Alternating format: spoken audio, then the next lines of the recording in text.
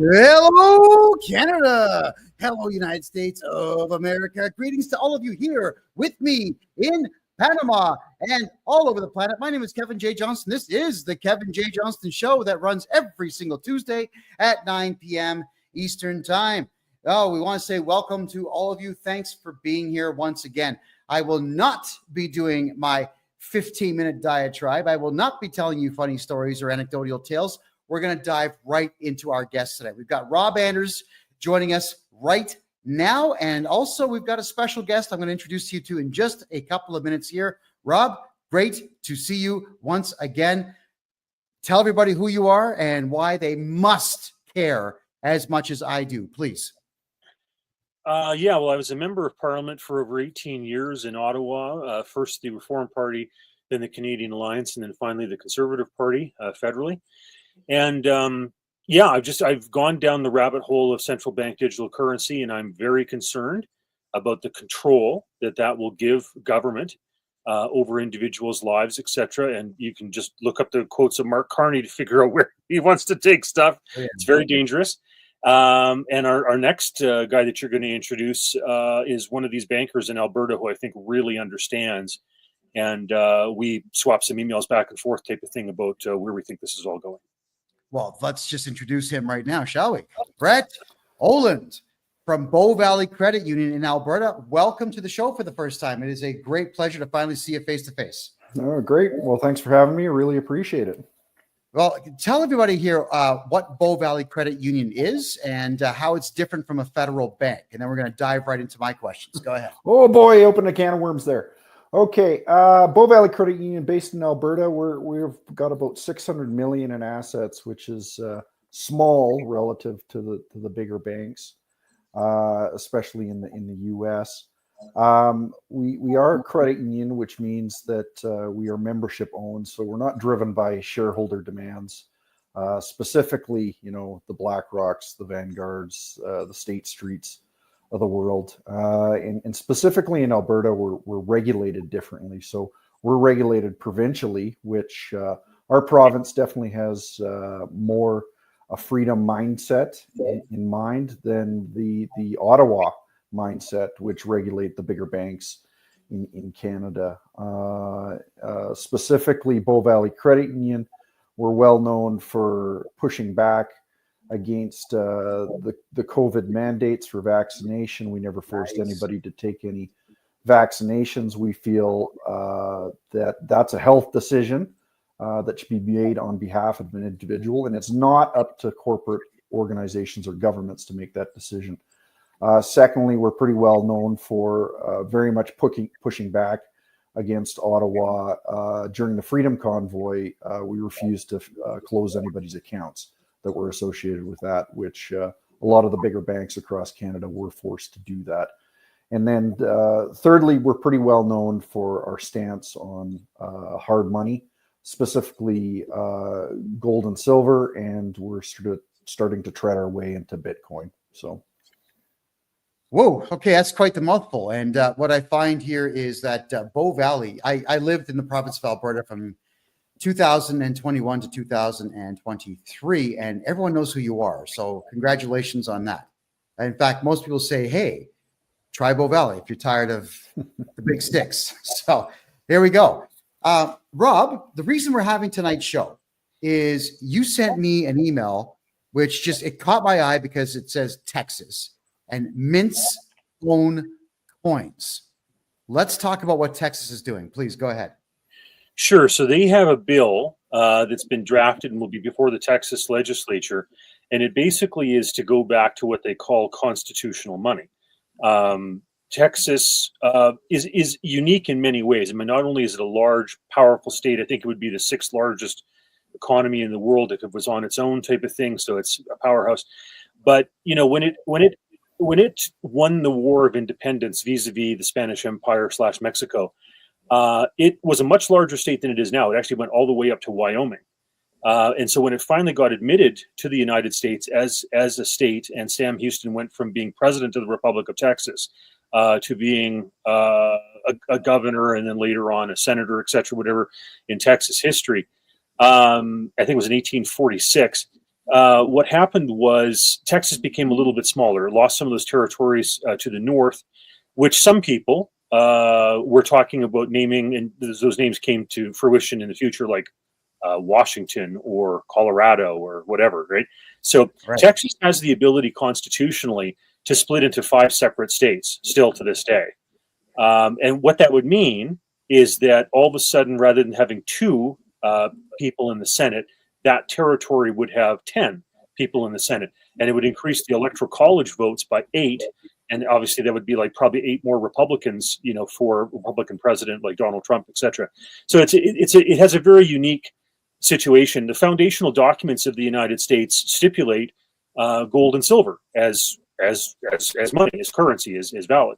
And so what Texas is doing, what one of these state legislators is doing, is basically reverting back to that and saying pre-Federal Reserve, after the turn of the century, after John Pierpont Rockefeller passed away, that you know, basically they're going back to real solid money.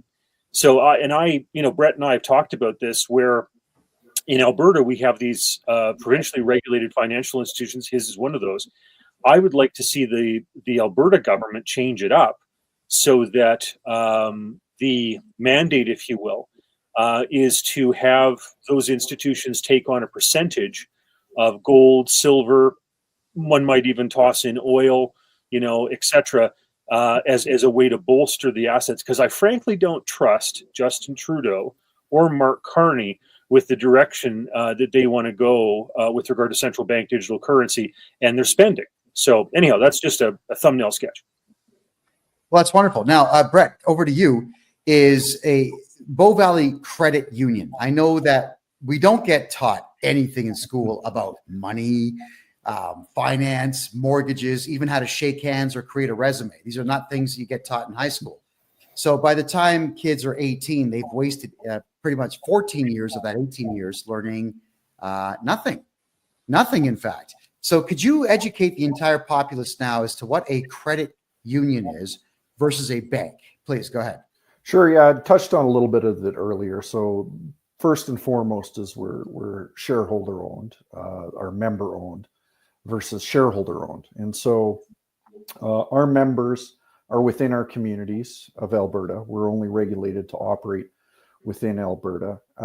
And that means that there's not a shareholder off in a far off land dictating to the board of directors a direction that it should go. That often happens in the bigger banks, especially in Canada, where there's foreign interests that own, say, RBC, Royal Canadian Bank.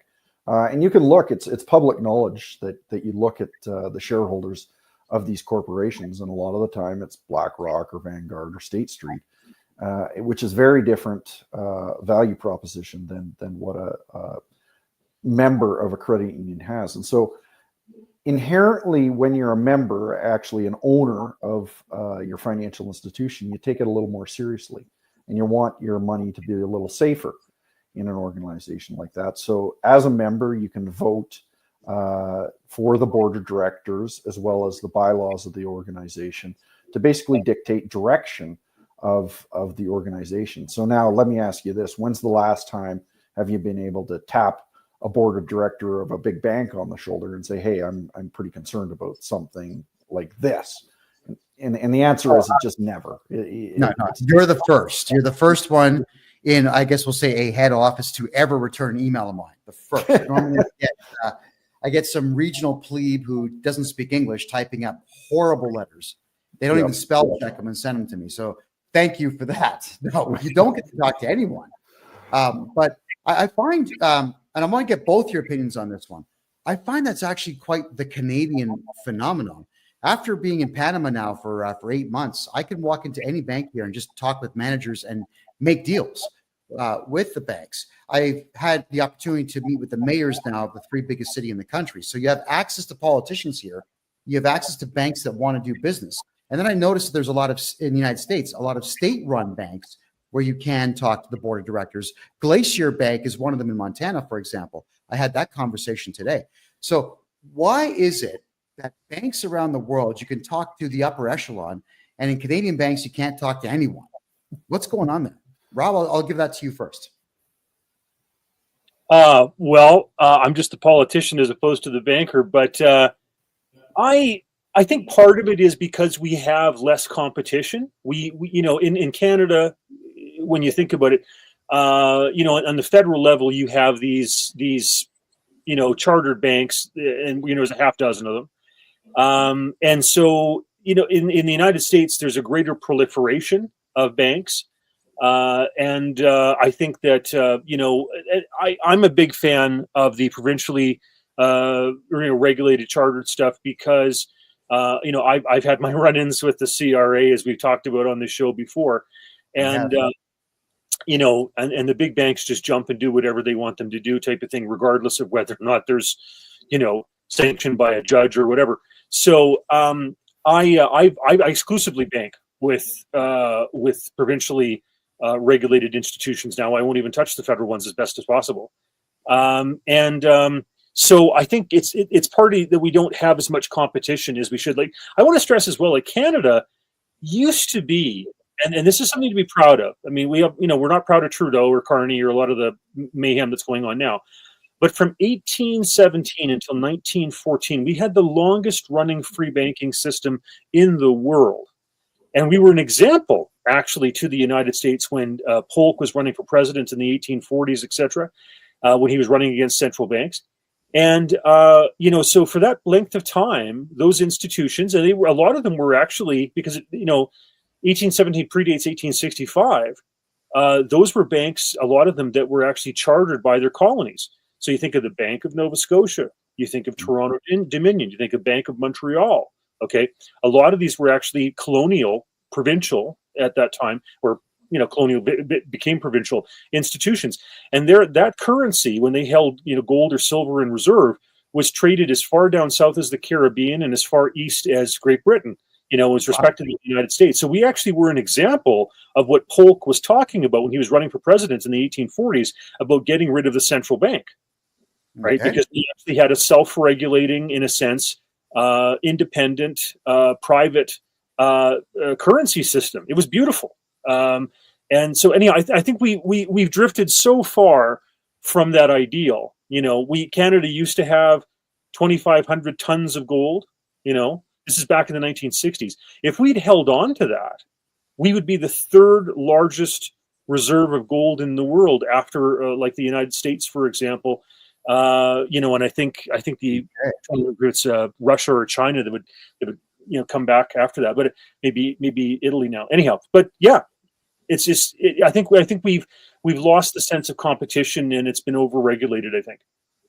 All right, and Brett, I want to get your thoughts as somebody who's in banking. Why is it that we can't talk to anybody in the upper echelon of banking in Canada? Yeah, and I definitely agree with Rob that it's called a monopolistic oligopoly in Canada. So, effectively we have very few bigger banks that control 83% of the Canadian banking system. And then you have these smatters of credit unions. There's only about 200 in Canada. Compared to the United States, where they have over 6,000 banks that you can choose from. So there's definitely that piece where there's lack of options. And what's really troubling to me is in Soviet Russia, there was one central bank and there was one commercial bank. And so basically, if you got debanked by the commercial bank or the central bank, effectively you were done.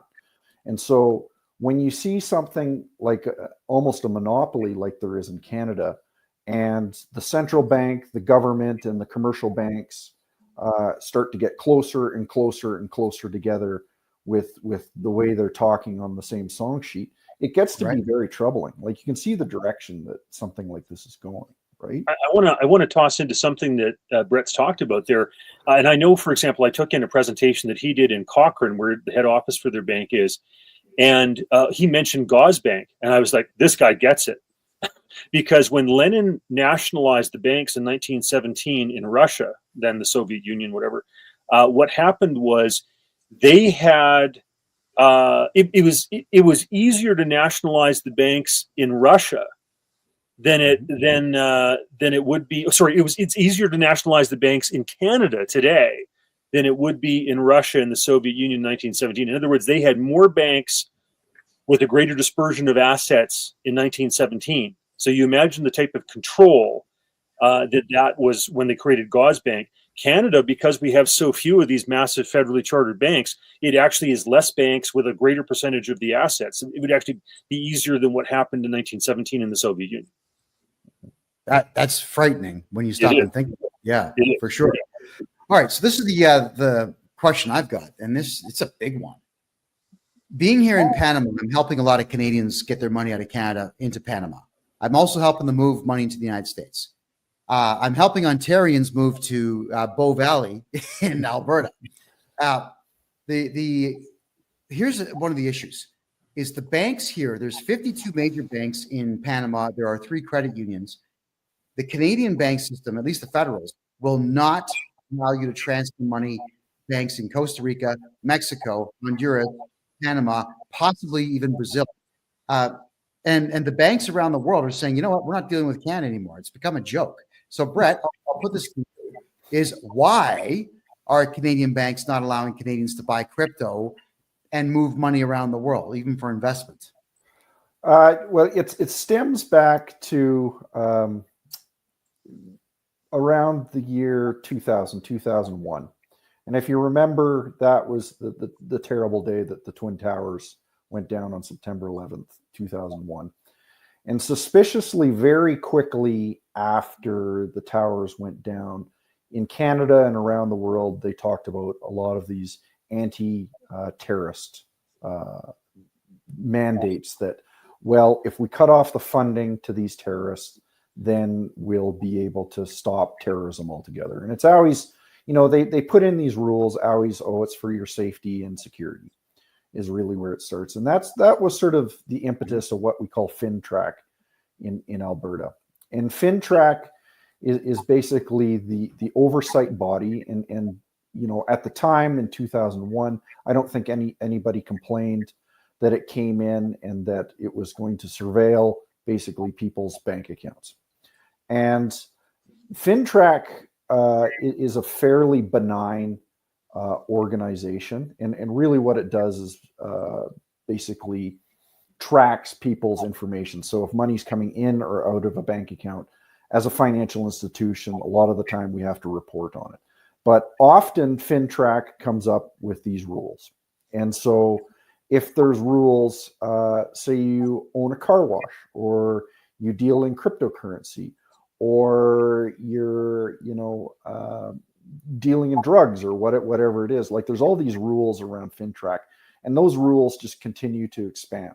And so what they do is specifically blacklist a lot of countries around the world, and basically say, you know what, they're not your traditional country that does business, and so we're going to basically blacklist them, and we're not going to wire any money to them, type thing. So I'm certain that there's ways that you could find around it by finding an intermediary bank in the U.S., which I'm sure you figured out, Kevin. But yes, they don't make it particularly easy, and that it's not a surprise that they're dealing with very cash intensive businesses. They're dealing with crypto where you can move money without surveillance,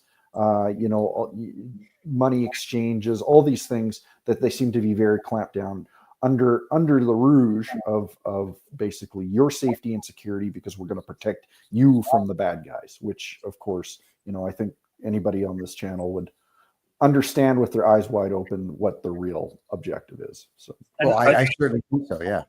I just like, to chime in about how, terrorism, morphed into opposing the truckers and COVID mandates and all that type of stuff. And if you're opposed to the green agenda and, 2030 and 15-minute cities and all that type of stuff, or if you just have a larger carbon footprint or you don't agree with diversity, equity, inclusion, et cetera, like that's where that stuff's morphed into. It's very sad.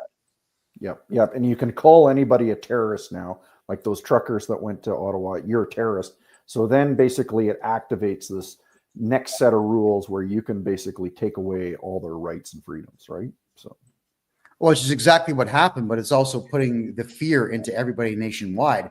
The trucker convoy goes out there, does the right thing, helps Canadians get their lives back. But the penalty is that A, you get trampled by horses, RCMP horses, and B, you get your bank account shut down. That terrified the average Canadian. So where people were afraid of the Canada Revenue Agency and the government before, now they are purely terrified. And I know this because I do taxes for people, and everyone's terrified. But FinTrack, maybe I'll let you guys decide who's going to answer this one first. Wow, FinTrack got involved with the crypto market. So you had companies like Coinberry, which is now BitBuy. Then you also had ShakePay, and now you've got Kevin O'Leary getting into it with WonderFi and a couple of other projects. But I used to be able to buy $50,000 worth of Bitcoin and just move it wherever I wanted. Now, if it's over $3,000 that I purchase and move, FinTrack is either contacting me through letters to my address, or they're contacting the exchange I'm buying from. So first off, why do they care about $3,000 transactions, and what can they do to enforce their will? Go ahead. I'll let Brett handle this. I'm less experienced with the crypto stuff. Go for it. Well, right. you know, interestingly enough, when they first implemented FinTrack, it was any transaction over $10,000 is what they were concerned about. And so if you think about that, that was the better part of 24 years ago. And so inflation's just eaten that $10,000 alive, and you know, that's more more or less. And they keep on lowering that rate of you know, in your case, they say anything $3,000. At one point, FinTrack came to us and said, we want you to track all cash transactions. And thankfully, a lot of the big banks and financial institutions pushed back and said, listen, we can't do business like this. It's impossible to do that. So part of the challenge with is I'm not understanding why they're doing it, other than to basically gain more control. And a bigger, more scary thing that probably we should be concerned with is in March of 2023 budget at the federal level, they threw a whole bunch more money in the millions of dollars at FinTrack to basically soup up its connection to AI, so it can do a lot of this tracking for them. Built up connections between the RCMP, which are like the local or the federal police here in Canada. And so like, and these connections just, it's hard not to think that they're going down to a nefarious place with all these things happening, when they're basically sharpening these tools in the background. So, okay, so I'm just being asked what FinTrack is. Financial Transactions and Reports Analysis Center of Canada. Yeah, just nosy individuals that want to know everything that you're doing. I'll just tell the two of you gentlemen what I had to experience. It was 3 years ago, where someone who didn't like me called FinTrack, but also the Alberta Securities Commission, to make the statement that I was openly selling crypto on the market without a license. Now, I had no idea there was any such thing you needed, but I'm asking the question, where would I get servers to do this from? Really? So when the Alberta Securities Commission sent me a letter, they told me what I was accused of, and they said that I had to turn over all the marketing materials I've ever used, the full names of everybody that I work with for the corporation that they said I was representing, my full name, bank statements for everyone for 6 months, home phone numbers, the whole 9 yards. So I called my lawyer. I said, could you please just deal with this? But why would the Securities Commission and FinTrack be sending out letters like that? well, in my mind, they're terrified of cryptocurrency and the power of the system. And so I'm relatively new to the space and learning about it more and more every day. But I'm seeing what crypto can do already with some of these apps. And the governments really should be terrified. If they want to maintain control of the financial system, the crypto will destroy it. And crypto is faster, it's better, it's a better store of value, it's more private. Yes. You know, you name it, you go down the list of these things, and they if you think of money as power and control, they quickly realize that they'll lose it if the world moves towards something like a cryptocurrency. I just wanted to chime in and say that I sent out something today where Mark Carney, just blasé, talks about wanting to control $150 trillion to target that money, private money, toward his green, Agenda 2030, et cetera, whatever stuff, right? Their green agenda. Now, when you think about that, that's 100 times Canada's national debt. That's over four times the national debt of the United States. Like, what type of control freak do you have to be where you want to have taps and levers and controls and fines and penalties on 150 trillion private dollars to make sure that your agenda gets accomplished with regard to the green stuff? Like, it's all about control. It's just so nasty. Yeah. What exactly will this control get them? I mean, there's only so much money you can have and only so much you can spend. I mean, does anyone have any idea why they want this kind of control and what the plan is with it? If I may just jump in there, I think Brett and I could both give you like 100 different answers to that. But the one that I think just boils it right down is look at China. Look at the digital yuan. And if you realize in China, if you criticize the government, you can't get a plane ticket, a train ticket, a bus ticket. Right. You can't apply for a government job. They can make your money expire within a certain amount of time. You've got to spend it how they want you to spend it. And if you don't, it disappears. Like, it's all about that control. So like, there's all sorts of facets to this, but I think that China is the easiest way to understand what some of these control freaks want. Yeah, positively. And Brett, just to reflect on what you were saying about crypto, we're doing taxes, like we're doing a lot of taxes for a lot of people in Canada, some in the United States as well, buying and selling corporations. And the truth is, some of the amounts that we bring in surpass $50,000 to $100,000 per transaction. I'd rather have it in crypto. I really don't. I don't want Canadian dollars anymore. And if I was given the choice between $1 million in Bitcoin and $1 million US, I would take the Bitcoin.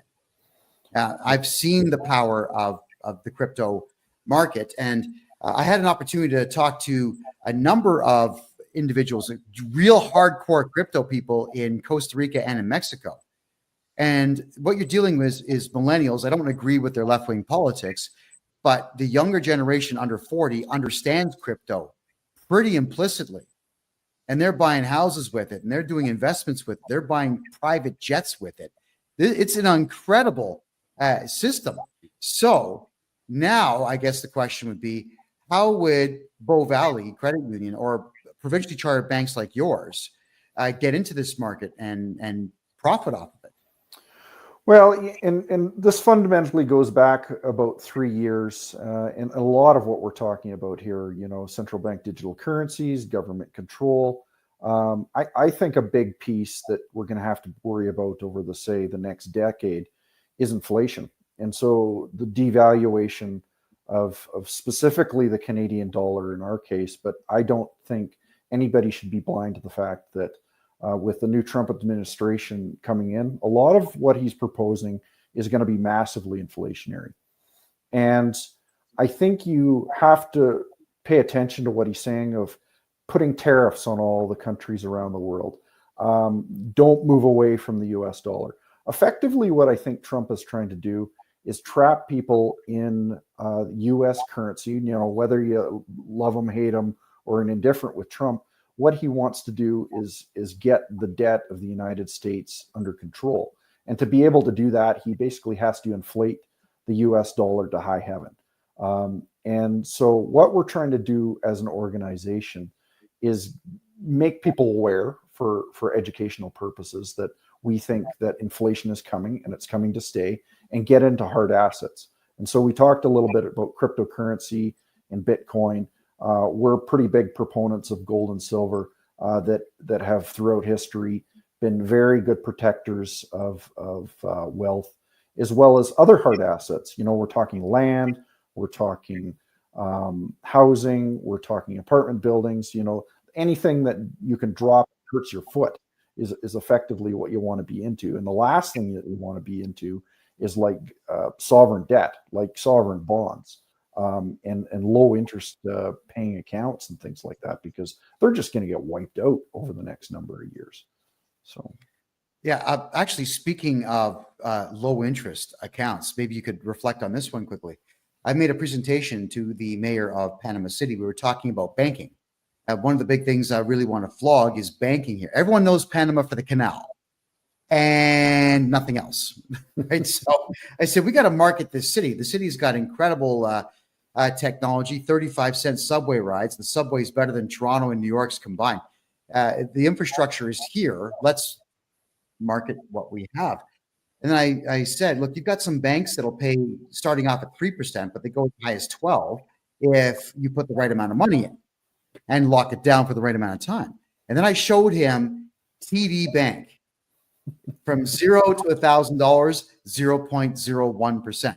$1 million, 0.01%. And they're all, what? What's going on in Canada? We thought Canada was rich. Thinking, no, I told the truth about it. But what is it that's driving Canadian banks to pay nothing in interest while they rake in billions every quarter? Go ahead. Go ahead, Rob, if you've... Well, I guess you get away with what you can get away with, right? And so if you can do that, you do it. I wanted to touch on this idea of, crypto and commodity-backed currency. I'm a believer in commodity-backed currency. I agree with Milton Friedman. I think he gave the best description of the gold standard, et cetera, that I've ever seen. I like private crypto better than I like central bank digital currency crypto or whatever, right? Because that gives the government gobs and gobs and gobs of control. I know a friend of mine who's an energy trader for Royal Dutch Shell said that there was some other system that Cato Institute had talked about, but he didn't know the details, et cetera. But I think it's hard to beat a commodity-based currency. First the world started off with barley in like Mesopotamia for about 2,000 years. Then it went to gold at around 500 BC, and then eventually silver, and then copper. Various countries, whether the Roman Empire, the Chinese, messed with copper, and the final one, kind of with the petrodollar in Saudi Arabia and the United States, with oil. Those are the five. And I know that Holland dabbled with tulips and other places with seashells and salt and whatever.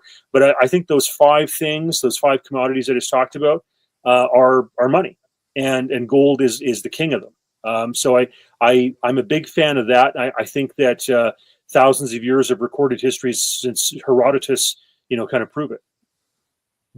Yeah, and you actually see in societies like that is the lower classes actually do much better because they're compensated properly. There's a phenomenon called Triffin's dilemma, where basically whoever prints the money gets access to it first and then doesn't have to feel the consequences of the inflation. So of course the government prints the money, they're the closest to it, and the politicians, and so they spit it out into the economy, and by the time it gets down to your blue collar worker, that devaluation has already happened. And so commodity-backed currencies effectively prevent that from happening because you can't print oil, you can't print gold, you can't print wheat. And so they can't get away with this nonsense. And just sort of talking about your earlier question there, Kevin, it's this phenomenon of free money that's happening in Canada, in the Western world over the last couple of years. It's basically the social elites at the top funding their stupid agendas. And I think we start to see it in society. And when you have free money and there's sort of lack of proper compensation for all the workers, you're going to see things like prostitution, drug problems, funding of ridiculous organizations, painting rainbow sidewalks, you name it. Like it's like that you're just going to see all this malinvestment throughout society that would not happen if you actually paid people properly and weren't devaluing the currency constantly. So Rob, I got a question and answer here in the TikTok room.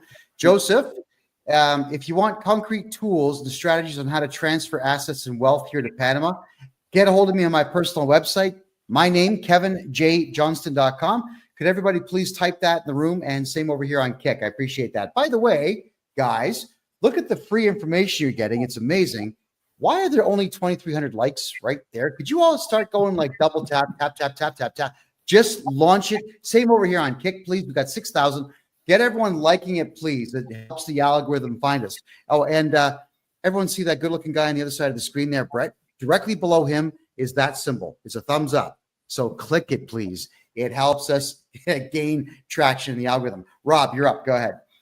Sure. I was just going to say that, when I first got elected back in the 90s, the candidate's debt was around, $600 billion, et cetera. And I wondered if in my time as a member of parliament, my lifetime, we would cross into the trillions territory. Justin Trudeau alone has put $1 trillion onto the national debt. I mean, it's mind-boggling. $1 billion alone he was, putting off to the We charity. Brett was just talking about these little pet projects and everything else. I understand some of that was to go and actually subsidize, his wife because she had issues with his lifestyle and whatever. And that was a way to kind of do some back payments. It's just disgusting the way some of this money has just been blown away. And of course, it's going to cause inflation. You can't just dump $1 trillion, of government debt into the Canadian economy and not expect there's going to be consequences, right? Disgusting. Well, part of the consequences that we're learning now is the Canada Revenue Agency has been given a mandate to collect as much money as they can, any way possible. So they are assessing people who make $20,000 a year at $50,000 a year of taxes. I know this because I'm seeing these letters on a regular basis. So it's forcing everyone to do either improper or illegal things. And I doubt very much deliberately assessing someone's taxes at more than double what they make has got to be illegal. It has to be. So, yeah, for sure. Brett, you mentioned earlier in the show that you did not cooperate with the government when it came to shutting down bank accounts of truckers at the convoy. Could you explain what it is that led you to that? Is there a mandate because you're provincially chartered that allows you to ignore the Fed? Go ahead. Well, that's part of it. So we're regulated differently. So we're regulated provincially versus federally. But this actually fell under back to FinTrack again, that tool that they seem to be sharpening. And if you know much about Canada, the Deputy Prime Minister, second in command in Canada, her name is Chrystia Freeland. And she is also in charge of the Office of Superintendent of Financial Institutions and FinTrack. And so basically, very politically driven person that basically forced the hand of the federally regulated banks to shut things down. But what was really interesting is that within hours of her getting up on the podium and talking about, we're going to enact what's called the Emergencies Act and shut down people's bank accounts and things like that, these banks are actually started doing it. So they had advance notice that something was happening in this regard. And we made the conscious decision with it. If we get this order, we're going to push back against it. And we're going to fight it in the courts. And we didn't receive one letter. We didn't receive one email. We didn't receive one phone call to do that. And what was really baffling is, as far as I know, no other financial institution did. They did it as a wink and a nod, and the Deputy Prime Minister standing at a podium saying we're shutting down people's accounts. So unless I'm missing something behind the scenes, just unbelievable, Well, no, actually, what you said makes sense. Wow. Okay, I'm blown away. So I'm going to formulate this statement in question properly here. What you said makes perfect sense, because they knew that the CEOs of the 6 big federal banks would go along with it. But they probably had a feeling that the smaller institutions like yours would ignore them or fight back or get a court order of your own to counter it. So it sounds to me like this was not a court order. It was just a phone call made in a backroom deal. Is that pretty much what it was? Well, that's what I suspect. And that's what I mean by these banks and the government and the central bank getting closer and closer together. These organizations like the central bank and the commercial bank and the government are supposed to be very distinct, separate organizations, and they're for good reason, because they don't want that malinvestment. They don't want a communist society. But the thing is, as we see those get closer and closer together, you start to see these problems like this. And it's that backroom phone call that's, just close down all these truckers' accounts, would you? And no problem. One of these things I find disturbing about this, and Brett's really touched on this, is that the more that the central banks dance the government's tune and do what they want them to do and are complicit with the agenda, whether it's central bank digital currency or whatever, the less there is the need for them, right? Like if you've got a federal government that basically dictates credit and dictates who can get what in terms of financing because of its rules, and if you generate too much carbon or you don't jump to the tune of diversity, equity, inclusion, you're not going to get credit, etc. The oil and gas sector gets shut down, whatever. Like you become irrelevant, right? Because you no longer are a separate financial institution. You don't make independent decisions, and God forbid you have politicians that become the bankers, right? Because all they care about is the next election. Like you think Justin Trudeau cares about whether or not you have capacity to pay? Like it's a joke. Yep. And you start seeing things like recently in Canada, your viewers around the country or the world might not know this, but they're removing the GST on some items in Canada. So the GST is a tax that's put on products and services around Canada. And they've decided for 2 months they're going to remove the GST on some products and some services. So to me, that is picking winners and losers. And that's exactly what a communist or government does, is picks winners and losers within products and services in society. That's also frightening. And Brett, I wanted to go back because, I mean, you know this as much as anyone does, is this idea of banks cooperating with the Canadian government without court orders. The Canada Revenue Agency, for example, you actually are the one that pointed out Section 317 of the Excise Tax Act to me, which I went through, where the Canada Revenue Agency, if they're not able to get you to cooperate with them, what they'll do is they'll issue a letter, which is called a requirement to pay, to the banks. And then if the banks don't do it, all it says in the Tax Act there, Section 317, is that they'll be held liable. So the banks in Canada say, oh, well, we got a requirement to pay letter. We will give the CRA the money. So it's not that the CRA people has access to your bank account. It's the banks that actually give it over. But Brett, I had a great conversation with a gentleman that works for the CRA. I'm actually going to release the audio track soon as my lawyer says it's okay. And this guy, he was nice. He was polite. We were actually very nice to each other on the phone. But he says the following: the CRA does not sue people because we do not want to set a precedent of losing. He said this. He also said that they don't file criminal charges because they can't make money on that. They don't seize properties unless it's an absolute guaranteed slam dunk win that they have case law to back them on, because it costs too much money to try to get somebody's house. Mm-hmm. So if the CRA is making statements like this, what are the banks afraid of if they just tell the CRA, no, we're not going to give people's money to you anymore? If you don't mind, I'd like to just delve into that. There are so many people who are scared of their audits and scared. I mean, the CRA is now 59,000 employees. It's bigger than the Department of National Defense. It's bigger than Canada Post. Okay, that's ridiculous. We have 8 times the number of people working for the CRA that the United States does in the IRS per capita. We have 10 times the number of people working in the CRA that Germany does per capita. It's outrageous. And I want to tell a story about David Elderfield. He's a fellow that I know. He ran a company called Wayfair Identifiers. And back after 9/11, when the Twin Towers, Pentagon, etc., got hit, he came up with a system that could identify the contents of 95% of the sea cans, the containers that were coming in. And you take this thing, you put on the side of these things with a spectrometer. It can determine parts per trillion of whether or not there's drugs or explosives or human cargo, etc. Right now, only 5% of the shipping containers get checked. Okay. Now, China took an interest in this. Surprise, surprise, because they're involved with fentanyl and opium and human trafficking and all that stuff. So they pretended as though they took an interest in it. Well, within days of China making an offer, etc., all of a sudden the CRA pressured the banks, and this poor guy got shut down. He was going to do a sale to an American company worth, I think it was $14 million US, or at the time about $20 million Canadian. Canadian Border Services loved what he was doing. Homeland Security loved what he was doing.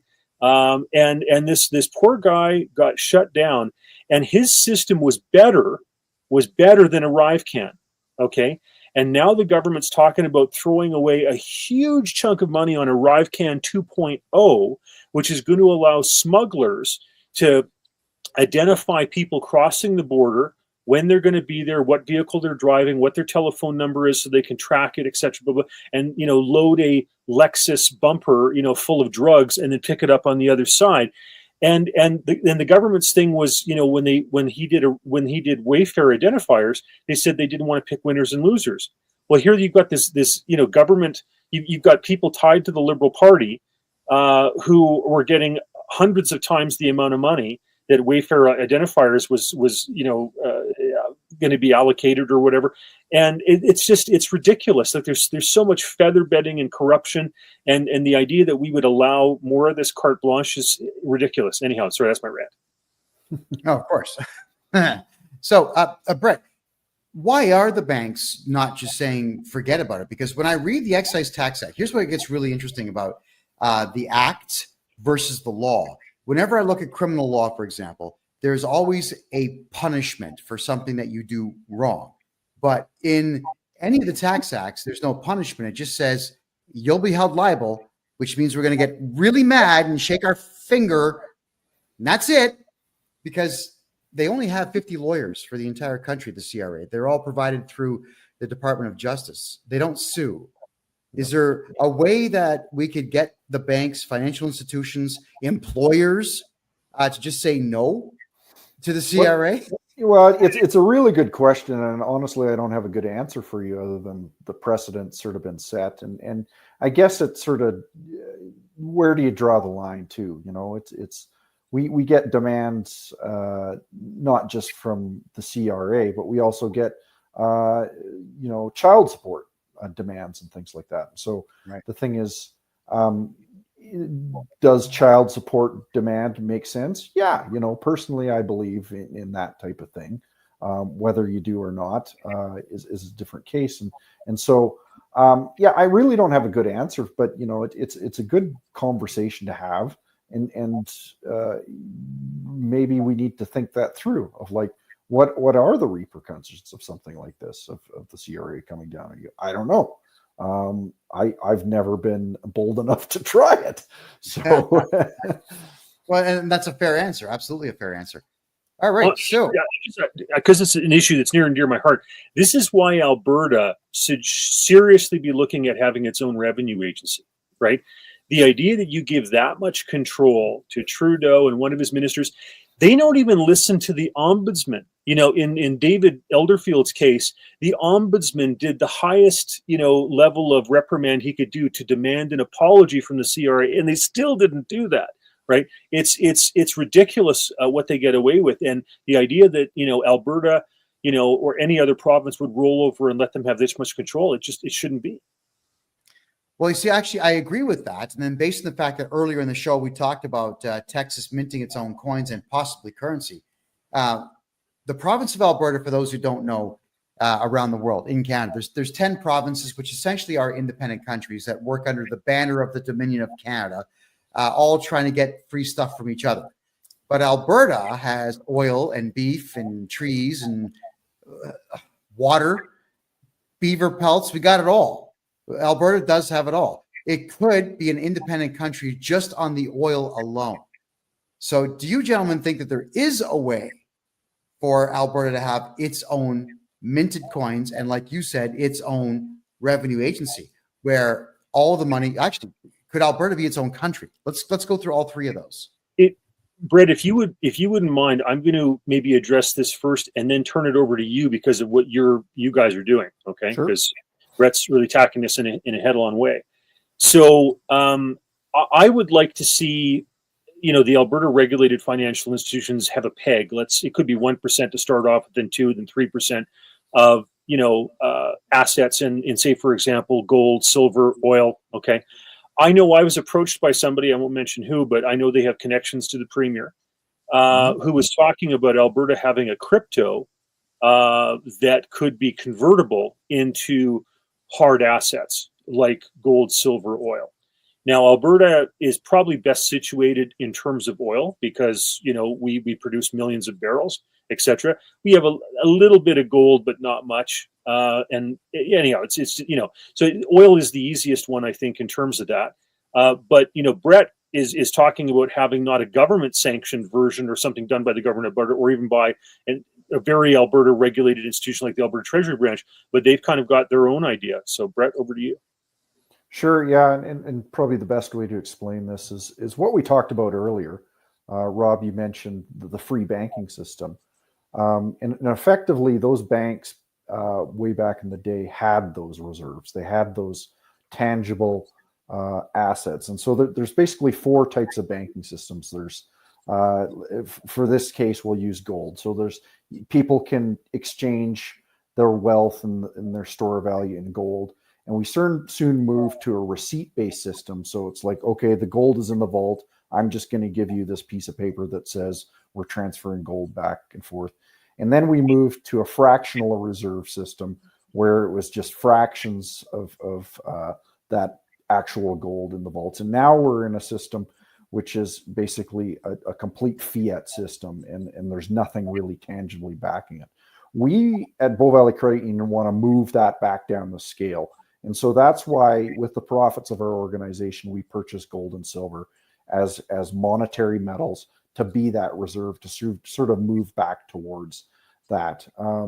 As well as we just came out with this product last week where you can actually, the biggest problem with gold and silver is the premiums on like a 1 ounce coin are pretty high.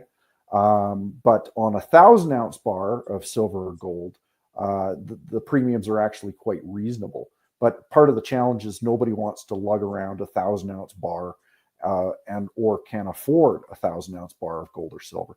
And so what we've done within our organization is with our partner Silver Gold Bull, we've tokenized that 1,000 ounce bar. So you can actually purchase fractions up to 100ths of an ounce of that gold or silver and easily convert it back and forth between fiat and your store of value. So you want to be able to move seamlessly through from your store of value to your medium exchange, buying your cup of coffee very easily. And that's sort of what we've created within our organization.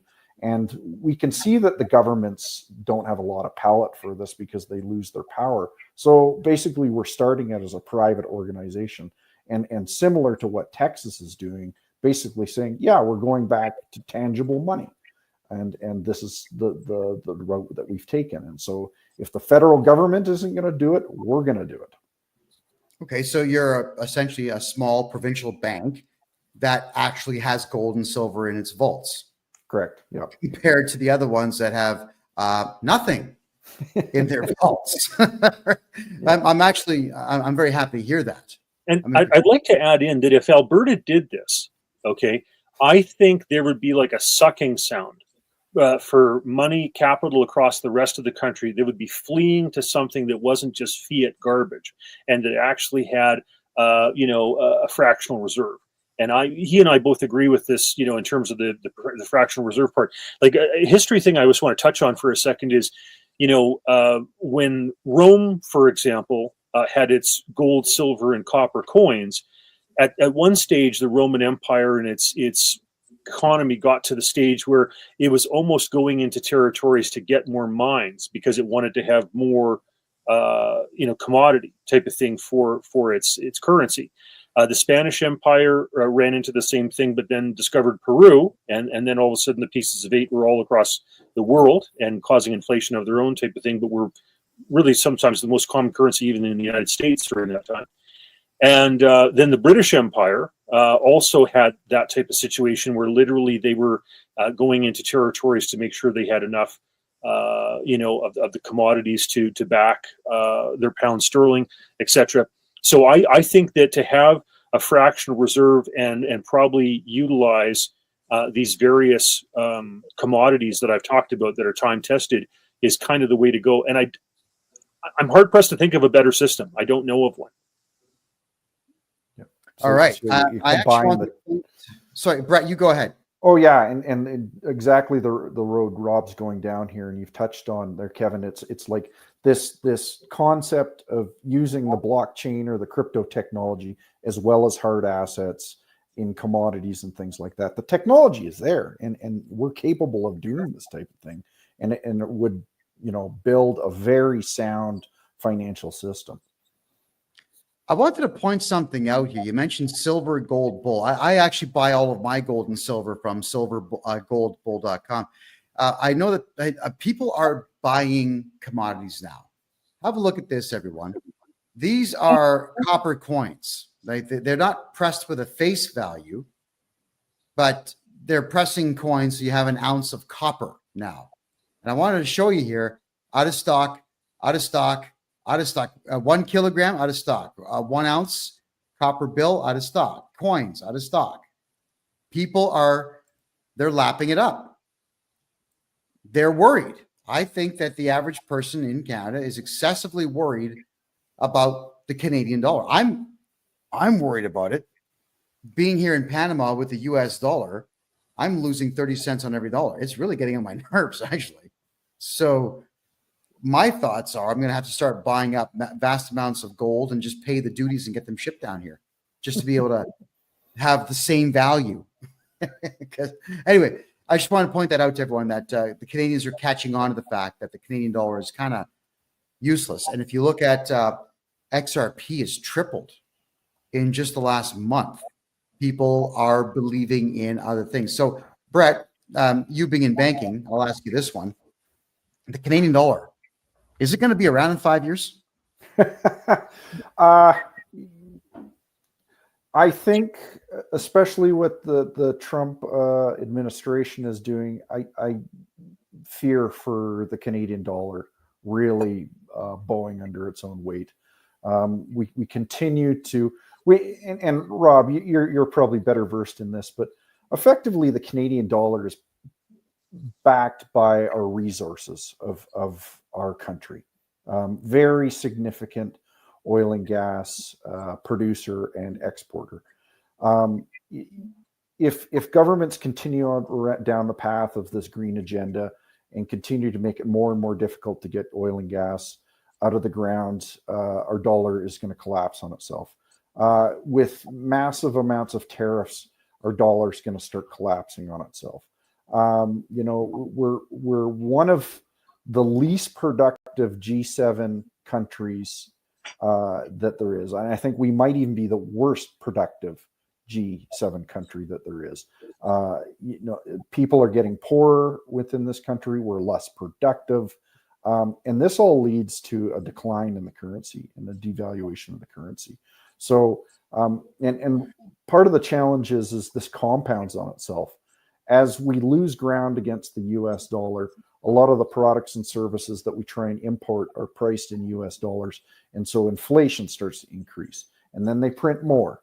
And then inflation increases again. And then they print more. And you get into the super cycle of where it really perpetuates itself. And it's no wonder you're seeing things like hard assets out of stock, because people recognize this. And especially in Alberta, they're clawing and scratching over people to get into housing and in land and just put my money somewhere, because they don't really understand it, but it's just get it into hard assets, get it there. Right. It's really just unbelievable, frankly. So, okay. So then I guess here's a real good question for you then, based on what you just said. Let's say that everyone in Canada takes all of their cash and buys hard assets with it. Let's imagine that everybody could afford a house. What would happen to the housing market if the Canadian dollar crashed and had to be replaced by the American dollar? Like, I know it's completely speculative, but it's a concern of mine. Honestly, to stabilize things, I think that may be the direction that we have to go ultimately. If people lose faith in the Canadian dollar, it's still the worst the dirtiest shirt in the pile, but the U.S. dollars is still a safe haven, and rhetoric by the Trump administration only compounds on something like that. And in my mind, and we touched on it earlier, but the U.S. dollar will be the last dollar the last currency to fail. Everybody will currencies will collapse before the U.S. currency will fail. So I think I'll add on that to say that, okay, let's talk this BRICS thing, for example. You've got Russia in the midst of a war that is not going well for them. Their currency, their gold reserves have gone down as a result. China has gone down in terms of their gold reserves by about 1,000 tons since a little over a decade ago, etc. And their economy is having its issues. India is going ahead and storing up and buying it's massing its gold reserves because it's worried where things are going to go. South Africa, has its own issues, type of thing. So I don't think that that's realistic. Like I know that China and Russia don't like having to deal in U.S. dollars and would prefer to get out from under that. But if I'm a banker in Frankfurt or Zurich or wherever, I'm not going to look at the BRICS thing and go, yeah, that's credible. I don't think that's realistic. The euro. Britain is looking to do the Brexit thing. They're kind of, going back and forth with regard to that. Germany has now elected, the Alternative for Deutschland in a serious way in the Bundestag. They're looking to get out because they don't want to take on the debts of Portugal, Italy, Greece, and Spain, etc. You think about it with the euro, you've got 20 plus countries with 20 plus macroeconomic variables. So to figure out the value of the euro, you've got to have like 400 to 500 variables in the calculation. Like it's insane. I think Margaret Thatcher was right when she said that lowering the tariffs and creating a common market made sense, but that the lack of immigration controls and the common currency was not going to work out. I think she's right. It's just a matter of when. So I agree with Brett that the Americans with 8,000 tons of gold are still, and by the way, that's not the 20,000 tons of gold that the United States had in the 1960s, right before they delinked to gold in 1971 with Nixon. So they're not the currency they used to be, but it's still the best one of the bunch. Well, I'd rather make that than Canadian, but still rather make Bitcoin than both. So that's me telling you the truth there. Well, a common thing also, gentlemen, that's told me all the time is that Canadians actually want the U.S. dollar in Canada. Now that Trump has won, Canadians are saying they want Trump to invade, take the country over, and bring the U.S. dollar into Canada. So it goes to show that with copper coins being bought up, with silver coins being out of stock in these places, I don't think anybody really has any faith in the Canadian dollar, period. Canadians are on my case all the time. I mean, I don't have enough hours in the day to get the bank accounts open here in Panama that we need to. So is there any way to rescue this country that's going down Canada, not Panama, Canada going down the toilet the way that it is? Well, I think Brett's part of the answer, which is that you've got to have banks that are willing to say, hold on a second, we don't agree with what the government of Canada is doing. We don't agree with central bank digital currency. We don't agree with the regulations that they're doing to try to kill the oil and gas industry. And we've got to kind of start doing our own thing because they're frankly not acting in a responsible way. So we need to have people that vote with their feet, their dollars, and their checkbooks, and their mortgages and credit cards, and go toward institutions that are being financially responsible, like Brett, and say, we don't want to be part of this super controlling, overly regulated fiat system. We want to go back to a fractional reserve. And I have been working and sending out emails, for a while now, to try to encourage my fellow politicals in Alberta and across the country that I think Alberta is in the best position of any place to have our provincially regulated institutions move over to a fractional reserve system. Well, that's a mouthful. That would take quite some time to disseminate. Brett, I mean, Rob here is saying that you're part of the solution. And I think that you are, by trying to get banks to maybe hopefully follow your lead and own hard assets. Now, let's talk about commodity-based banking for a second here. Is it possible, you think, to actually have an oil-backed currency as opposed to gold based on how much oil Canada has? And would it make sense? Yeah, I think it probably is. And that would probably be the excuse of governments today is like, well, you know, our dollar is backed by the commodities. They're just in the ground, you know, which you know, easier said than done to actually get them out. So that's probably their reason why that they think that they can print to high heaven. And that's sort of why I'm more of a proponent of something like gold and silver, and you know, maybe what you do is you create a basket of commodities which it's based on, and you have a strategic petroleum reserve like the U.S. has, and it's actually drilled in tanks, in underground caves, whatever it is, and that's, you know, why typically people have used precious metals in the past, because oil can seep back into the ground, it can evaporate, wheat goes bad, you know, and there's these traits that the precious metals have that are unique, and it's similar to something like Bitcoin as well, because the thing is, it's a limited resource. It doesn't disappear as long as you don't lose your seed phrase and things like that. Right. But there is a certain amount of protection around that. Can we get back to a more sane environment? I think money is a great place to start. I think if you fix the money, a lot of the problems that you're seeing in today, the social disorder would disappear. The wars would start to disappear. Dysfunction would start to disappear. Yeah, and just sort of one thing I wanted to say, I got to correct myself. When I was talking about being close to the money, that's the Cantillon effect, not Triffin's dilemma. Sorry about that. Gotcha. I'll have to look those terms up and do some reading. You know, so J.P. Morgan said that gold is money and nothing else. And I would say that those other precious metals like silver and copper are good proximates and backup to gold.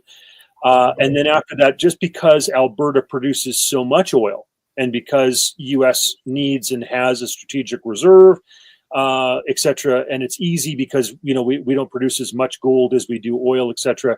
It's an easy one for the Alberta government to have provincially regulated financial institutions go with. But any one of them is better than fiat garbage. Yes. Right? Oh, sure. Absolutely. Now, here's a question just based on commodities. I mean, gold and silver backed currencies, for example. This is a very interesting point that was brought to my attention yesterday, and I don't have an answer.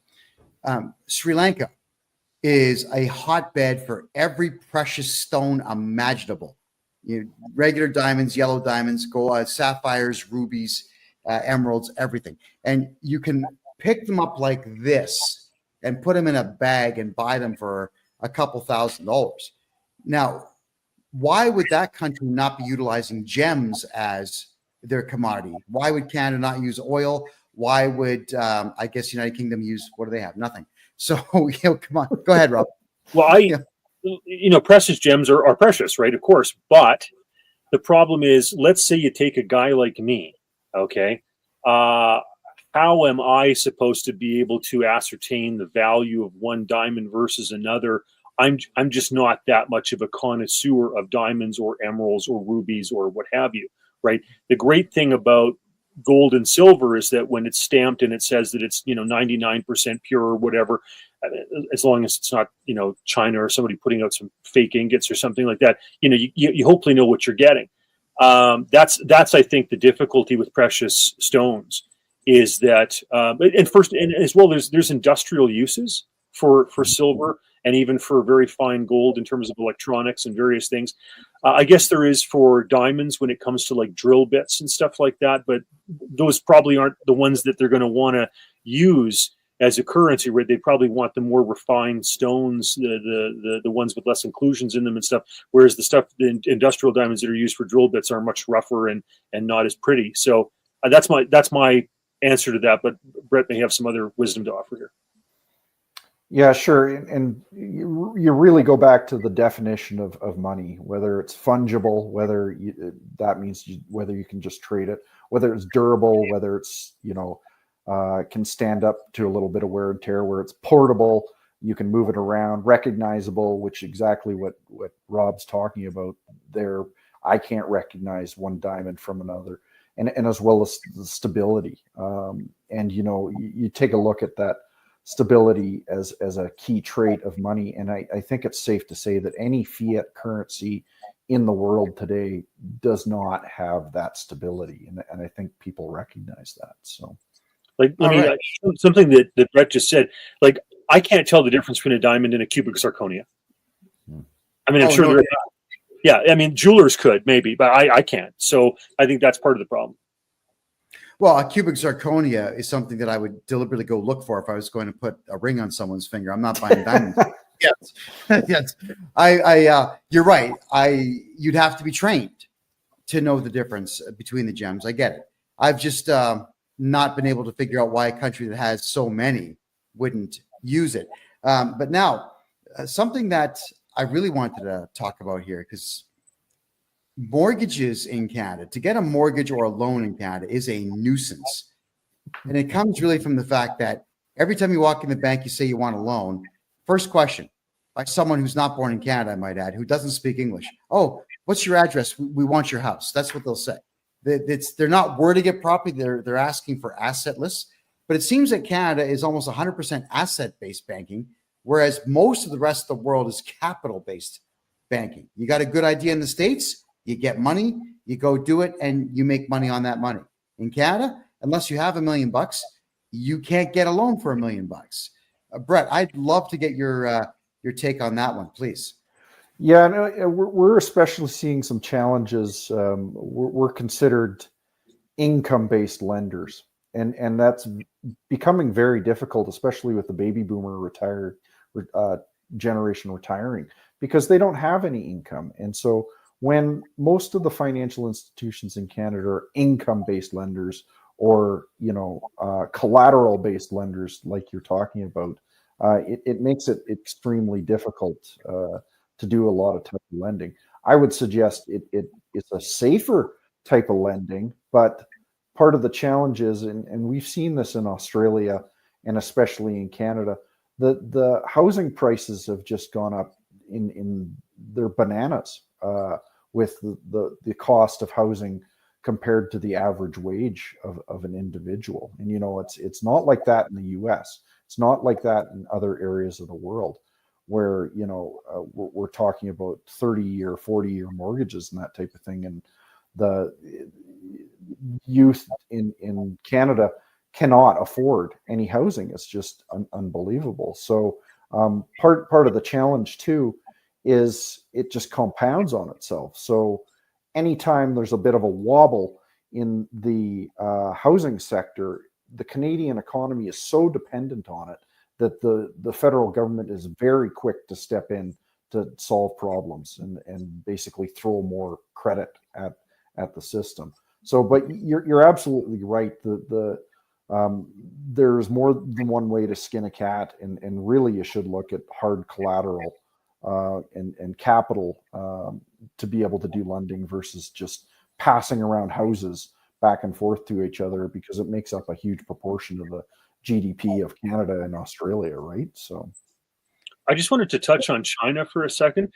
Like, one of the reasons that the Vancouver housing stuff is just priced out of ridiculous is of course there's great weather and people want to live there even if they can't find a job there, whatever.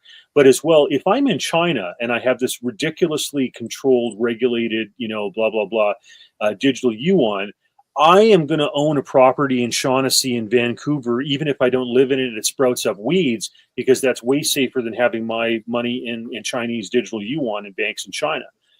So that's part of the problem for Vancouver, is you've got all this Chinese money that is desperate to get out of this corrupt system. And you're probably seeing a lot of that, even just what you do, Kevin. It's like Canadians recognize the corrupt system and they're looking for a better alternative down in Panama or Central America or South America, that type of thing, right? Well, I've already found it for some Canadians. There are a number of companies down here. It took a little bit of negotiating to get it to happen, but if you have a credit card, like an Air Miles credit card, buy a condo on a credit card. Just tap it, get your Air Miles, get your points on it. But now you've got a concrete bank down here. And condominiums, actually, they really go up in value in Panama. In Canada, they're worth nothing. I wouldn't give you $5 for one. But here, I'd buy half a building worth of them and Airbnb them out and watch them grow in value. So you are correct. I am seeing Canadians and Americans, mostly Canadians though, putting their money down here where it's affordable. And I keep alluding to this in my show. My grocery bill is $30 or less per week. There are restaurants that have plates of food bigger than my head for $2-3. I'm stuffed. I can't even finish the meals. 50-cent coffees, 50, 60-cent donuts, $1 slices of cake, 6 inches across. It's easier to live in a place like this, much like I'm sure that Vancouver, as expensive as it is easier for Chinese folks, especially from the big cities, to live in. So yeah, we're seeing wealth moving out of crazy places into less crazy places all over the world. I just wish the Chinese folks knew that Canada is almost as crazy as China. If Alberta had these fractional reserve, real solid asset banks, there would be all this money from the rest of the country that would be flowing in here trying to get away from the fiat system in the other places. It'd be awesome. I would love it. Yeah, I would, and that would mean that Alberta should probably eventually have its own police force, get the Royal Canadian Mounted Police out because they serve no purpose, and have its own standing army. I think it'd be great. I would love that. Would be the Alberta that I would move back to in a heartbeat. Is to be there with its own currency and its own almost sovereignty. The Switzerland of Canada. It could be that. I know. Do you think that Daniel Smith's got the backbone for it? Well, we're going to see. And sometimes, even if she doesn't have the backbone, if we can convince David Parker and Take Back Alberta and the Alberta Prosperity Project and all these other plethora of organizations that push for these things and get people elected onto the board for the party, maybe that can happen. We'll see. Because it's worth it. It is. It would be a very rich place. There would be jobs everywhere. And the other good part too is that I think the left wingers would finally realize that they don't belong in a commerce-based society. They'd leave. They'd go to Vancouver, go poison that place, and Alberta would just be bang on. Brett, get started. We want this to happen. Yeah, well, I think banking is a small part of it, but you touched on some other things there. That the police is a problem, the legal system's a problem, taxation's a problem, education's a problem, justice is a problem. Like there is rot everywhere, so it's a big job to fix, and I hope we're on our way to being able to do that. So. Yeah, somebody just commented here in Kick that when I said I pay $30 for a week of groceries, they just paid $30 for one whole chicken. Wow, and I'm not surprised. I'm truly not surprised. So if you're in Alberta, everybody, the only place I could recommend to you right now is buy a cow, buy a whole cow. Should cost you about $2,400 to do that. It'll last a family of 5 a year and a bit. Buy whole cows. Forget retail. Retail is crazy. Brett, let's talk about Bow Valley Credit Union now, because let's push you a little bit here. You're the first CEO of any bank in Canada to ever speak to me, so thank you for that. And now that we've got you here, talk about what products you offer and why you're better. Sure. Yeah, we touched on that big one that we just launched is the tokenized metals. We call it an e-metals account. And what the benefit of that is you can move back and forth seamlessly between your store of value and gold and silver into fiat currency. We're big proponents of Bitcoin, although we don't have a lot of products and services around that. We see the value proposition there. As far as I know, we're the only financial institution that will lend against gold and silver. So we consider it hard assets. And, that might even answer a bit of your question from earlier, Kevin, it's that truly is, that capital-based, commodity-based lending, when you can lend against your gold and silver. Our board of directors is aligned with our thinking, which is really important. Very freedom-minded and liberty-minded, entrepreneurial spirit. It helps a lot that we have an organization that's backed up with a staff and the board that are aligned in their thinking, and that there's problems in this world, and we're just trying to do our little part to help solve those problems for people. There's limitations on what we can do. You can't really ask us to break the law. We won't do that for you. But the thing is, it's a whole lot better than a lot of what you'd get at another financial institution out there. You can actually get somebody on the phone, which is pretty unique, instead of talking with somebody in Bangladesh.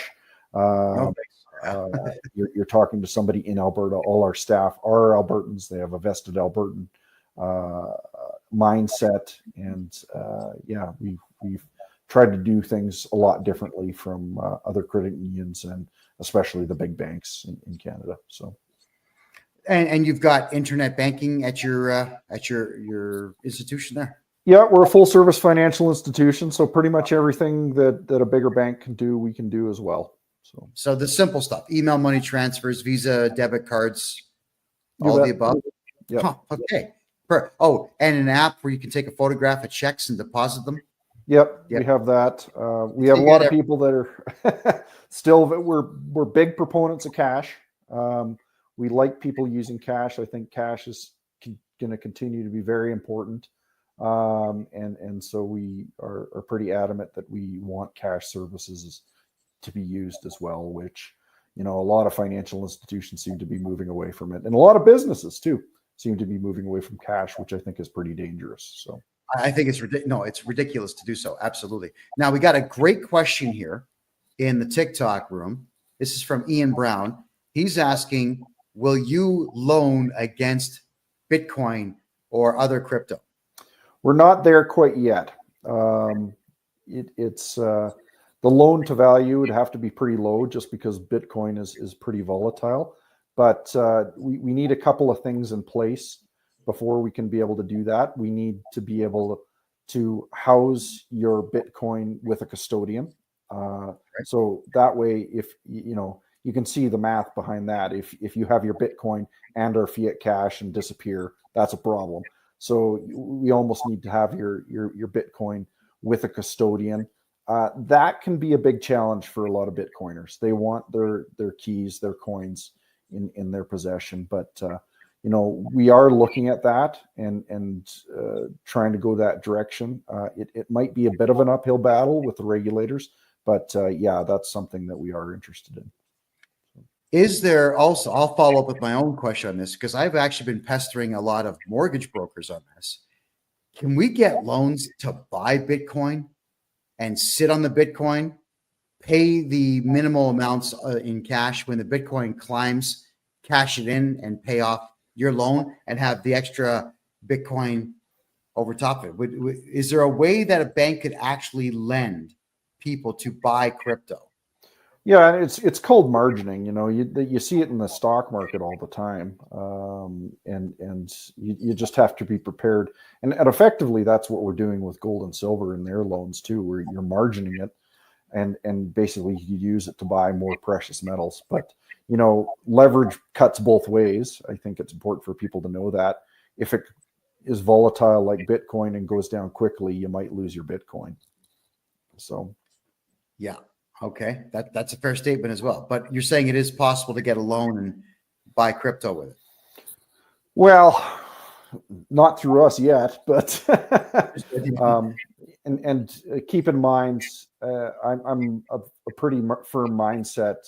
I'm more in the Bitcoin maxi camp that all other coins are shit, with the exception of Bitcoin. So I get it. I just I see where Ethereum has its uses with the millennial generation. They absolutely love to spend that back and forth, mostly on digital stuff. You ever notice how many 40-year-old virgins there are out there buying video game skins?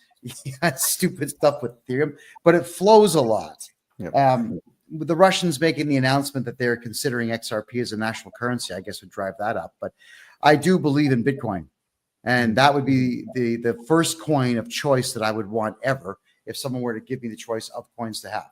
So I agree with you on that. Bitcoin's the oldest. I think it's the least corruptible. And I think in 5 years, it's going to be worth $500,000 per coin. That's my personal thought on Bitcoin. If you have a different opinion, let's hear it. Again, yeah, not financial advice, but I expect within 3 years, Bitcoin to hit 225,000 US, just based on some patterns that have happened in the past. So that's a pretty good risk return. Yet again, this is not investment advice, but yeah, it's got incredible potential. And just regarding XRP, you know, it's got a really, really interesting use case around a medium exchange that I think has the SWIFT payment system and a lot of the banks very concerned with, because a lot of the banks' margin, especially in the US, is made on foreign exchange. And with something like XRP, that basically disappears, right? So I think XRP's popularity is increasing just because the number of transactions per second it can do on the worldwide networks. That's my explanation that was given to me on it. It was something like 44,000 per second, as opposed to Bitcoin, which was considerably less. Yeah. But I don't know if that's true or not. Yeah, I'm not sure on the specific statistics, but the medium of exchange use case is very interesting.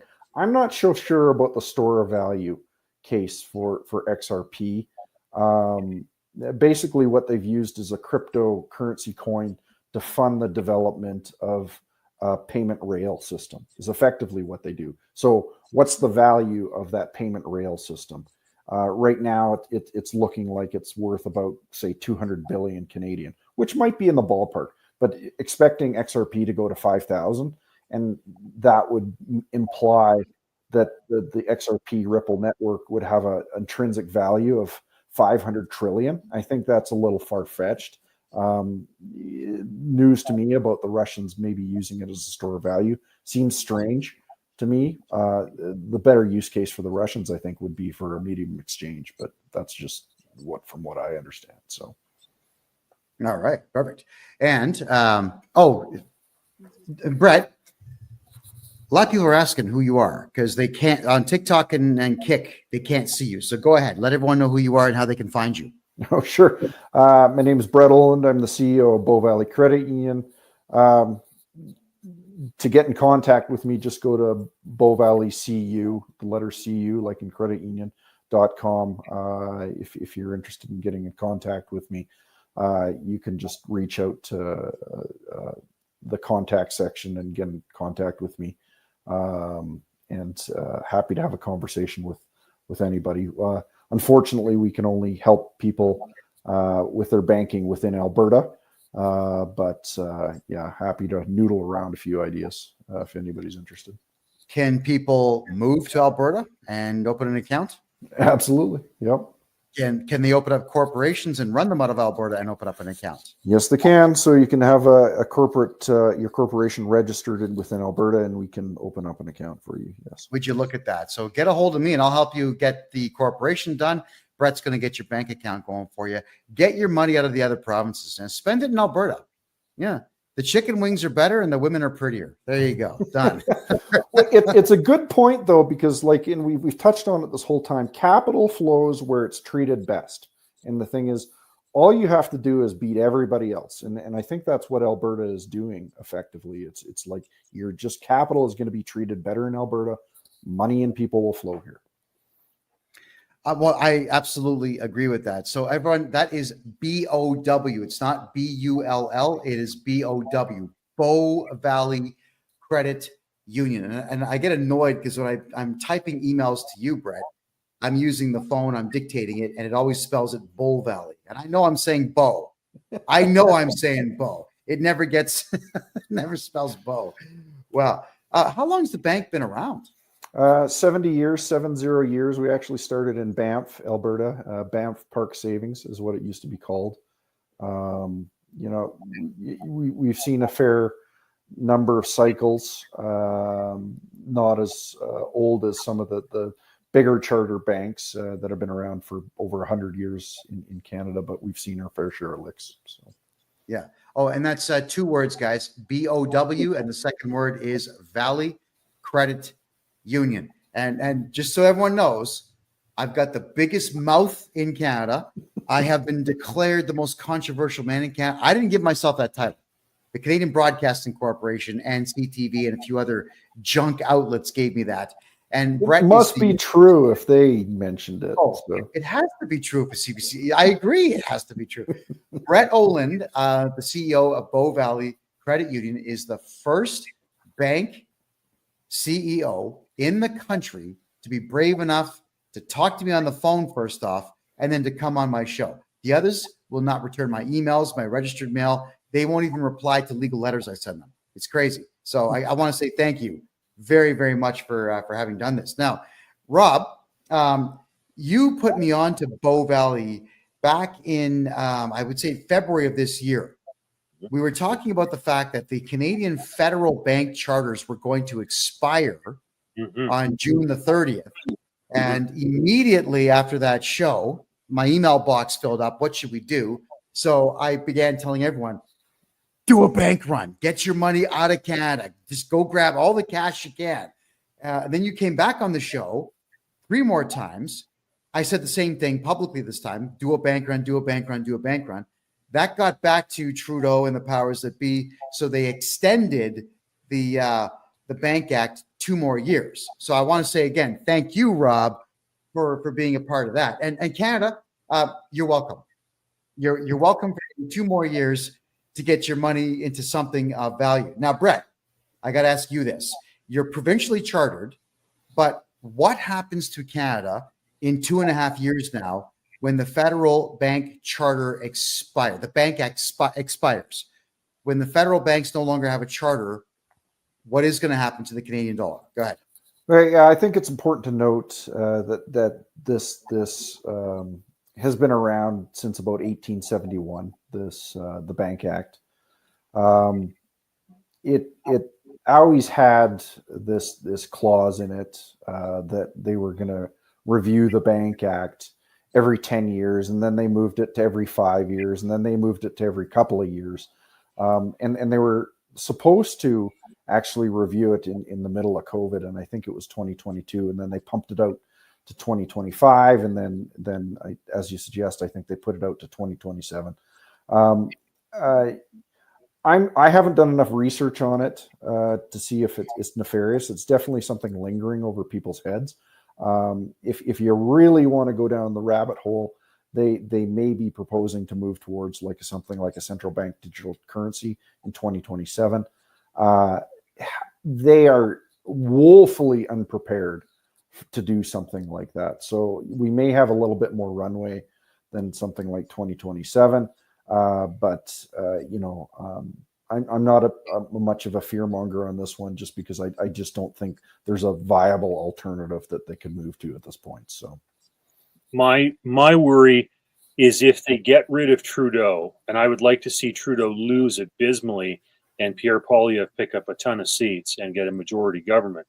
But if they swap out for somebody like Mark Carney, who is like hook, line, and sinker on central bank digital currency and green economy stuff and everything else, and has all sorts of, plans with regard to forcing people down that road of switching people out of oil and gas into, whatever. I think that's a huge problem, because Carney is a slicker salesperson for central bank digital currency than Trudeau is, and that is dangerous. Yeah, no, I completely agree. He's smarter. He's better versed. He used to be a central banker of the Bank of Canada. He went over to England and was the governor for the Bank of England. And if that doesn't scare you, nothing else would. There's constant ties back to the monarchy, and the saying goes, all roads lead back to London. A lot of the problems we see in the world today are based out of that little island, and don't let them fool you. There's a lot of trouble that England can cause, and you see it today, and they're the ones that are pushing Russia into World War III. They're the ones sending missiles over to Ukraine. They're the ones saying, "Oh yeah, we need to liberate the Ukrainian army," and these things are not good. And I thank goodness that there's people behind the scenes, that it seems at the Department of Defense in the U.S. that have some sane minds and are not letting this thing escalate. So. Yeah, and I'm just thinking, with Britain's proximity to Russia, why provoke? Yeah, it's just a tank drive away for the Russians. My guess is not my work, but someone called Alex Craner's work. Suspicion is that the UK banking system is about to collapse. The sovereign debt is they're effectively bankrupt, and so as they've done in a few other times in the past, mainly World War I and World War II, when the country goes bankrupt, they take you to war, and I think we're seeing that again, where effectively Europe is bankrupt, specifically the UK, and they've run out of options, so they want to force a war on people. That's my opinion, but I want to point out, in Canada's case, like I said, we had the beautiful free banking system operate in this country from 1817 until 1914. It's not a coincidence that ended at the beginning of the First World War, and it's not a coincidence that they brought in the Federal Reserve in the United States after Pierpont Morgan passed away, and with the introduction or whatever of the First World War. So wars they create terrible banking scenarios, right? They debase currency, they cause inflation, all that type of stuff, right? So because of the First World War, we lost the most beautiful free banking system the world had ever seen. That's an absolute shame and a crime. And I am concerned. If you're telling me the United Kingdom is broken, this is the only way out for them is to cause trouble and a war. Uh-oh, look out. Now, here's hoping that Uncle Trump is going to stop that nonsense. But he's only one man. So we can't put all of our faith in just one guy. Now, Rob, this is for you. Speculation on after the election next year. Should Poilievre win a majority government, will there actually be an improvement in the economy, or can we just expect more of the same? Well, there's no doubt that he's going to be better than Justin Trudeau. Like, it's hard to be worse than Justin Trudeau, right? Mark Carney might be worse than Justin Trudeau because he's just as much of a globalist with a nefarious kind of green agenda and smarter at selling it, right? So, but I have no doubt that, Pierre is going to want to cut taxes. I have no doubt that he's going to want to,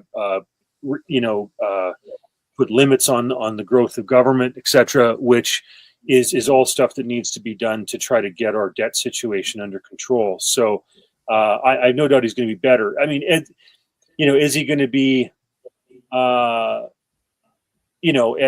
strident as maybe some of us would like? It's like when Harper came in.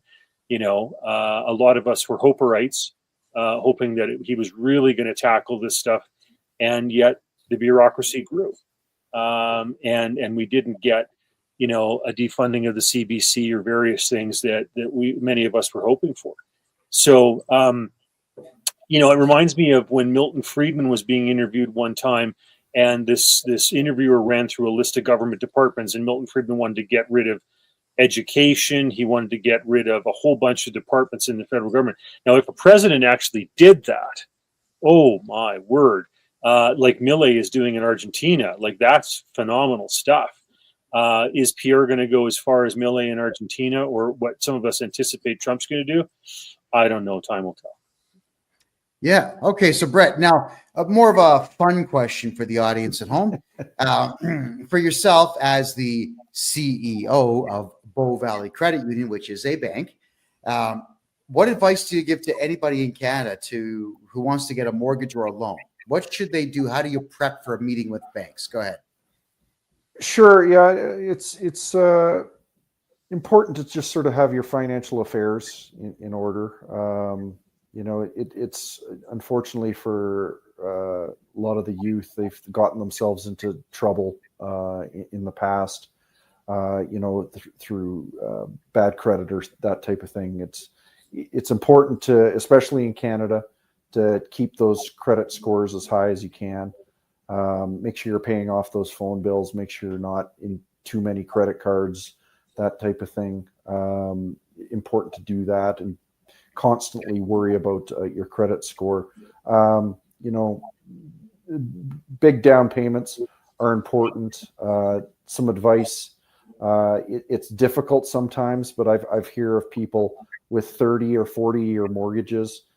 You're paying pennies down on something like that. Probably the minimum I'd recommend is a 25-year mortgage on something like that. Be honest with your banker.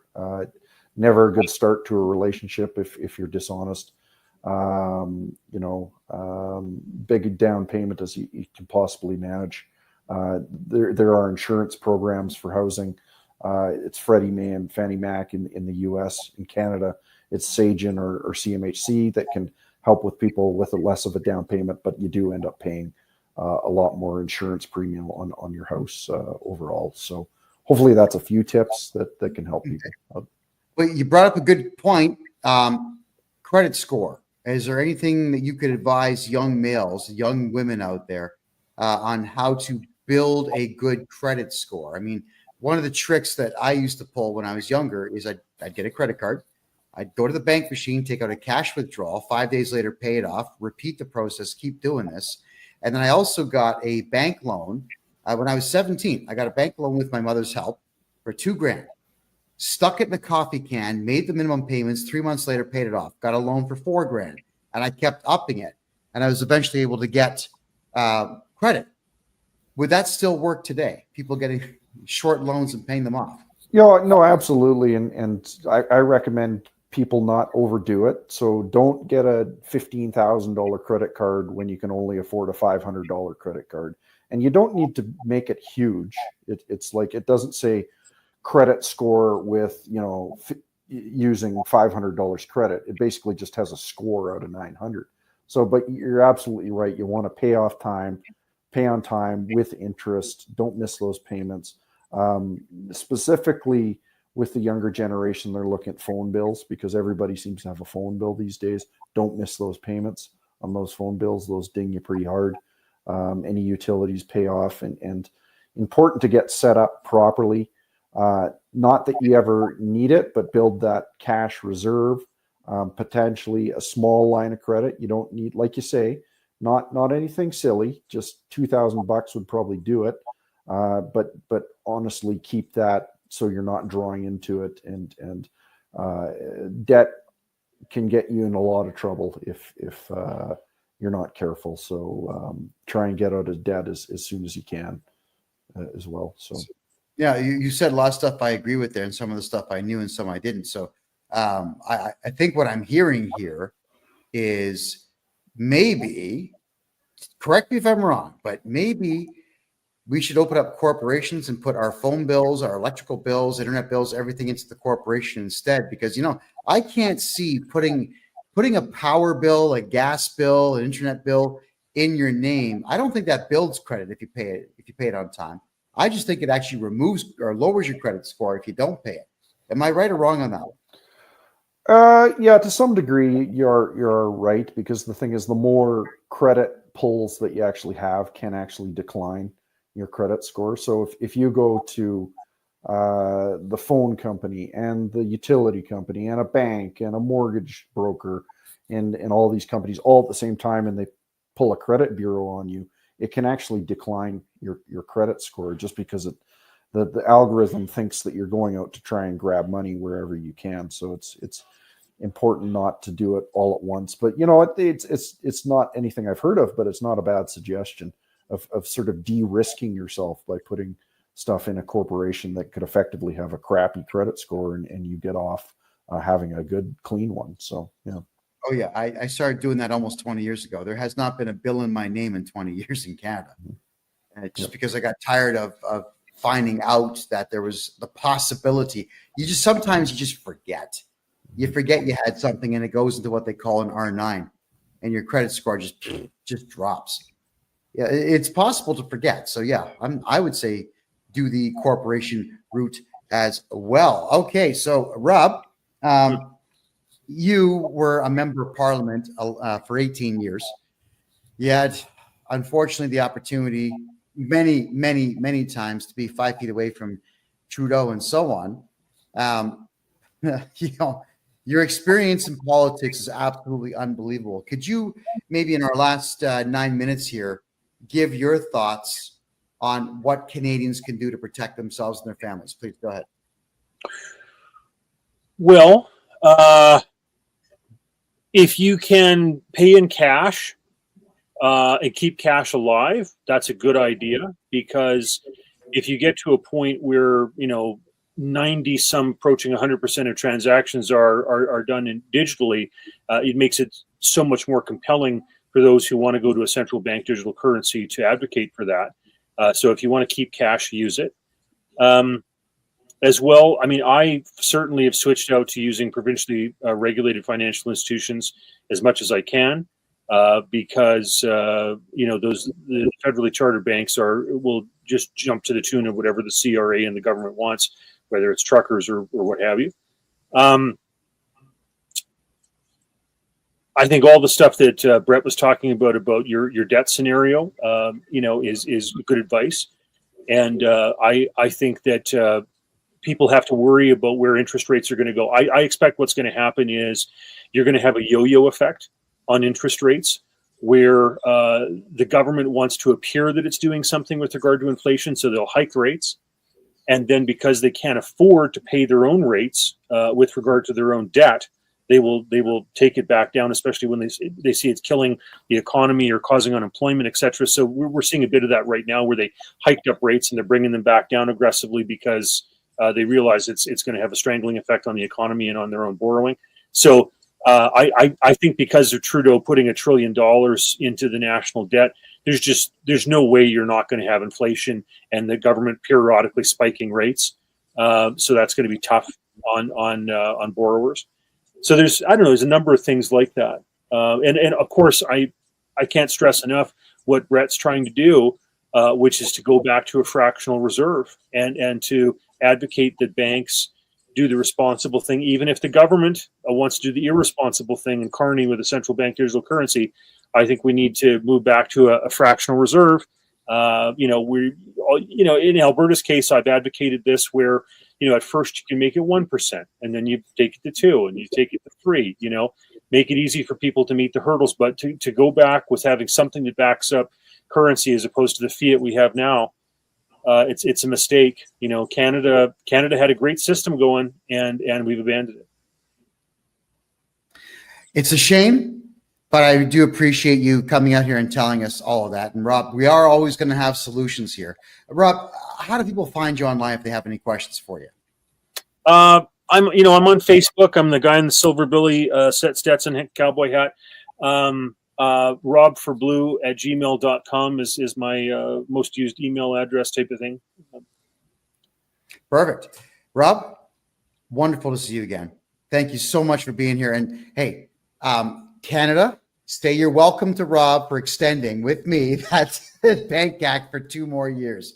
Great to see you, and I hope we'll talk to you in a couple of weeks. Sounds good. All right. Thanks, Rob. Take care.